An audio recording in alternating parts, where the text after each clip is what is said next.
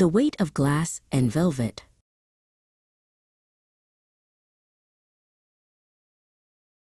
In the city of iron and ash, Elias and Lyra were two halves of a broken whole. They sat on the edge of a rusted fire escape, watching the sun drown behind the jagged skyline.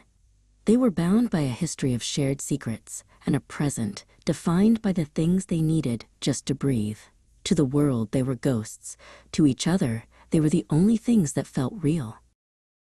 Elias lived in the meth. His world was made of jagged edges and the frantic pulse of crystal meth. It turned his blood into electricity and his thoughts into a swarm of bees. He moved too fast for the clock to keep up, chasing a clarity that always felt like it was just one more heartbeat away, even as his hands began to shake and the light in his eyes grew sharp and frantic. Lyra lived in the velvet. Her world was softened by the heavy, blue weight of fentanyl. It was a slow-motion dance under deep water, where the sharp corners of reality were sanded down into nothingness. She sought the silence that the pills promised, a numbness that wrapped around her like a shroud, making the cold world feel warm and the loud world feel hushed. They weren't always a duo. Once, there had been a parade of them, a circle of friends who laughed in the park and shared cheap meals. But the circle had been carved away by the very things they used to escape. They spoke of Julian and Sarah in whispers, their names becoming monuments to the cost of their habits. The empty chairs at their table were the loudest things in the room. Elias spent hours staring at the wall of shadows in their hallway, a collection of Polaroid photos and handwritten notes for those who had gone under. He saw Julian's grin and remembered the night the meth had finally burned him out. The weight of the absence felt heavier than the high, a constant pressure against his chest that no amount of glass could shatter. Lyra visited the park bench where they had found Sarah, the girl who had drifted too far into the velvet and never woke up. Lyra left a single blue flower there, her fingers trembling. She felt the pull of the same tide that had taken her friend, a gravity that whispered that it would be so easy to just let go and sink until the water closed over her head for good. When they were together, the friction of their addictions created a desperate spark. Elias's frantic energy clashed with Lyra's heavy lethargy. He would pace the room until the floorboards groaned, while she drifted in the corner, a ghost in her own skin.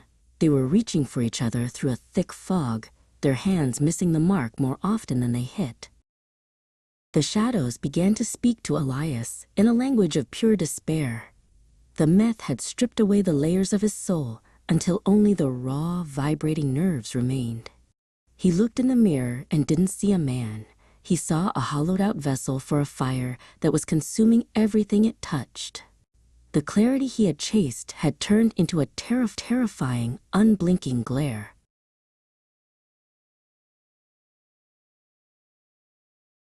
"I can't hear the music anymore, Lyra," Elias whispered one night. He was standing by the window, his silhouette thin and jagged against the city lights. Lyra reached out, her movements sluggish and heavy, trying to catch his hand, but Elias pulled away, his gaze fixed on the darkness outside. He wasn't looking at the city, he was looking at the end of the line.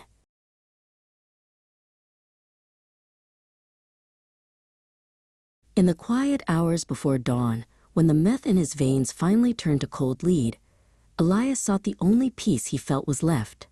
He locked the door to the small back room, the weight of the lost friends and the broken dreams pressing down with an unbearable gravity. He chose to step out of the storm, leaving the glass behind for a silence that wouldn't shake.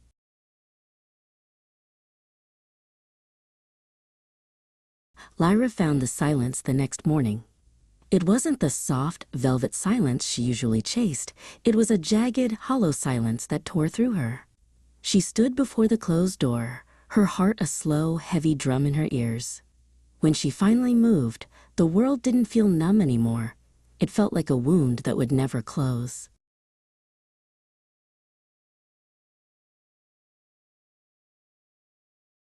Now, Lyra sits on the fire escape alone. The city of iron and ash carries on, indifferent to the ghost she has become. She holds a piece of Elias's worn flannel shirt, the scent of him fading into the smell of rain and exhaust. The velvet is still there, calling to her, but the weight of the glass he left behind is a burden she must carry through the hollow streets, a survivor in a city of echoes.